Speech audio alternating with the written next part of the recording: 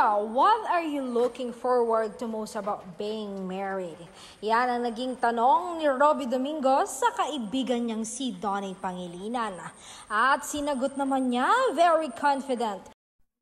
Say ng aktor, I'm look forward to spending my life with someone who magnifies my joys, reduce my disappointments, give you room to grow, embraces who you are and shares themselves with you and values your happiness, loves making love to you and is honest and loyal, and of course, you will do all of these things for your partner.